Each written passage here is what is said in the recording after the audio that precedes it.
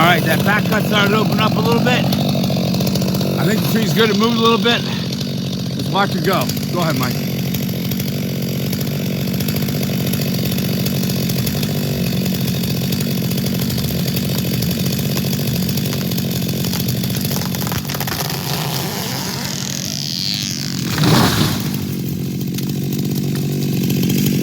Another dead ash. We're running out of them, but there are a few left for now.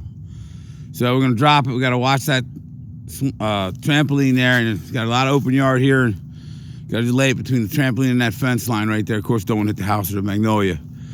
But lesson number one, high pull line. You see how high that pull line's going through the top of that tree? That is probably 4/5 of the way up. Lesson number two, pull with equipment. Lesson number three, fat hinge. Lesson number four, if you can't isolate the line, fish and pull it. Blue line right there, going up, fish and pull.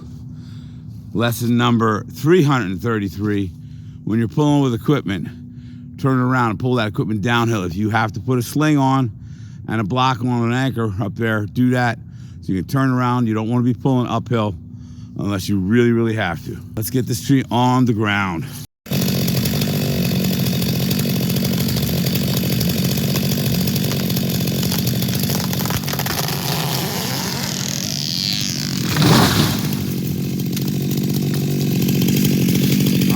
Perfect. Dead set right between the trampoline and the fence over there. I would say so. I think that's pretty good. I'm loving it. Man, just a lot of sticks to pick up though, eh? Woo! And why did I leave that saw running? So why did I leave that saw running and in the cut? So I could drop the camera and grab it if I didn't like the way the tree was going. But that initial pull, which I actually had called for a little bit of pull to see if this tree was going to start moving before I pulled the camera out.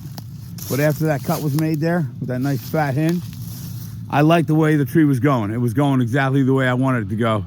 And let's take a look at that hinge. Fat hinge. I took this little corner off. That'd be called a Dutchman anytime you take the corner of a hinge off like that. But I wasn't really worried about it, and I was high on this backside. I wasn't worried about that either. I had a little length of the hinge fibers on the front of the hinge there, which would be the back of the notch because of the way I cut it. And she stayed right up on the stump for it. Thing of beauty.